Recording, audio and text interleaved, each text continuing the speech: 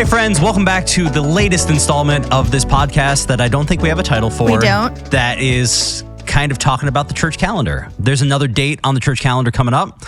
It's Pentecost, and me, Baer, and my friend Kendall Potter are here. Just to chat a little bit about it. I think Pentecost is, I didn't know it existed growing up. Neither did I. We've talked on some other episodes about how neither one of us grew up with the church calendar. Nope. Right? But we know Easter. We know Christmas. We heard of Advent. We heard of, Lent and that kind of stuff, even if we didn't really practice it. Pentecost?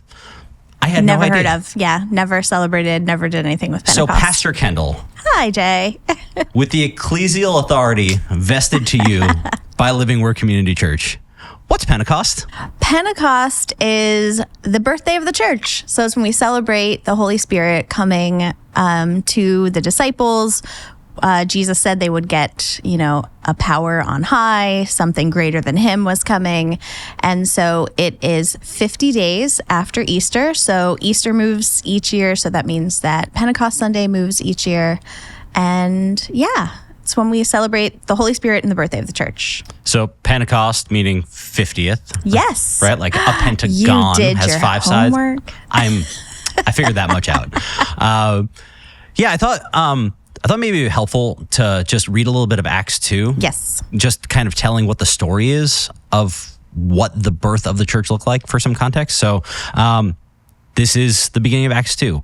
When the day of Pentecost had arrived, so apparently people were aware of this word, even though they didn't know what was happening yet. They were all together in one place. Suddenly a sound like that of a violent rushing wind came from heaven, and it filled the whole house where they were staying. They saw tongues like flame of fire that had separated and rested on each one of them. Then they were filled with the Holy Spirit and began to speak in different tongues as the Spirit enabled them. And then, of course, it goes on to talk about how tons of people found Jesus in that moment. And Peter apparently preached the best sermon ever. That's right. Yeah, because they were after Passover. There was another in the Old Testament. There was a festival that was 50 days after Passover. So all of these people would have traveled there from all different regions to celebrate the Festival of Weeks or the Feast of Weeks. And so all these people speaking different languages were already in town. And obviously, when the Holy Spirit came, they were able to speak different languages and talk to all of those people about Jesus. So I want to get into what that means for us today in a second, but I do want to just hone in on that Old Testament idea for a second. It's because there's very clearly in the Old Testament a emphasis on festival and the idea of celebrating the things that God did. Mm-hmm. And it's really fascinating how Jesus takes a lot of those things and then turns them a little bit for what we as the church does. He has the Last Supper during Passover and kind of reimagines what that looks like for the church. The same thing with Pentecost, right? So I never really noticed it until a couple days ago that in the beginning of Acts 2, it's just like when the day of Pentecost had arrived. Like this was something that had already existed. Yeah, they knew it already. And now the church thinks of it as a different day. We've kind of co-opted it as the birthday of the church. Yep. We've done that with a lot of things.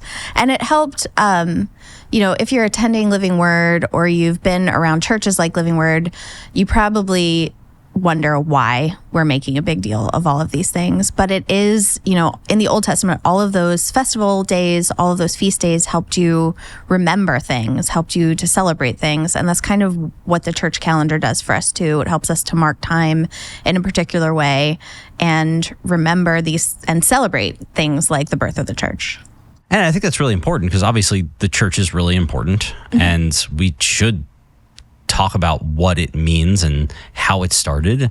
But I also think that there's some questions in this story about what it means for us today. Is it just a thing that we look back on and I was like, oh, that was nice. Yeah. And then we just think of it as a story in the Old Testament, kind of like going to kids' church and learning about Daniel and the lion's den or Noah and the ark, right?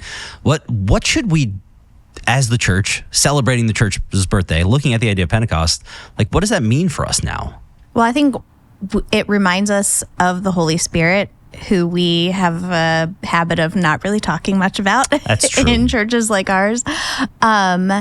And it also kind of reminds us of the importance of the church. It reminds us of the mission of the church, that when the Holy Spirit came, it empowered them to go talk about Jesus to all of these people, which is the same mission we're still on today.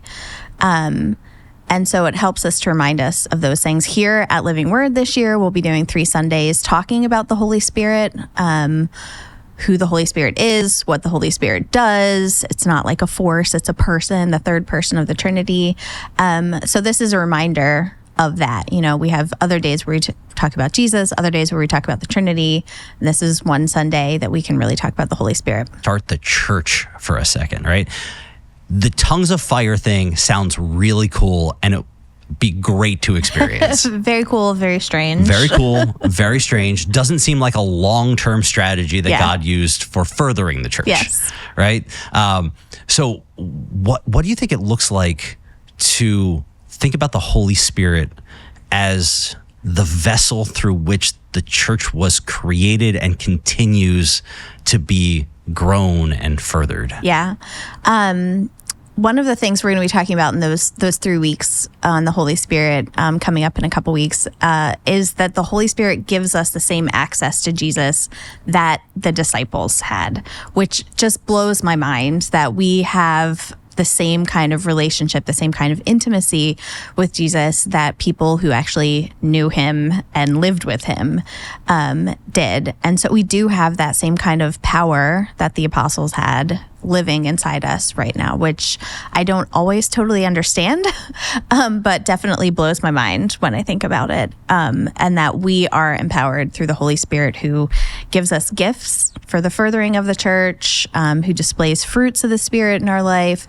All of these kind of gifts that we get from the Holy Spirit for the purpose of living on mission in the church. And I love that idea in the context of thinking about Pentecost as a birthday. Yeah. Right? There's kind of different ways to celebrate a birthday depending upon how deeply in relationship you are with someone, right? If you're a casual acquaintance, maybe you're invited and you spend a couple hours and then maybe you don't see that person again for a year. Yeah. Or if you are in deep, like intimate relationship with the person, it's just a really high watermark day for something that you experience a lot. Yeah. Right? And I think that that's what Pentecost is supposed to be. Yeah. Right? So I think as we think about Pentecost this year, maybe it's the first time you've ever thought about it. I encourage you guys to come to church, hear this John 14 sermon. Maybe we'll sing a couple extra songs about the Holy Spirit. But also to know that this is the start of a whole season of the church beyond Pentecost. Yes. That's really focused on the church, Yeah. what it's meant for, and the role that we're supposed to be playing. Yeah. And a reminder of your role in it too is also really important, that this wasn't just something that happened to those people a really long time ago, but it's the same Spirit that's currently at work in us, currently driving our mission, empowering us to build the church the same way. Pentecost Sunday is followed by Trinity Sunday, which is another Sunday actually that we're going to keep talking about the Holy Spirit here, but it is a time to celebrate. I love the birthday metaphor that you just used of like you're celebrating the birthday of somebody that you're already in close relationship with. That it's not just remembering the Holy Spirit one Sunday a year and then forgetting for another Sunday or another whole year. We will also have a very cool art installation in the lobby this year that I'm looking forward to mark Pentecost. So come out for that too. Well, make sure you stop by for that and tune in next time, probably for Trinity Sunday, as we continue the series looking at the church calendar. Thanks for being with us.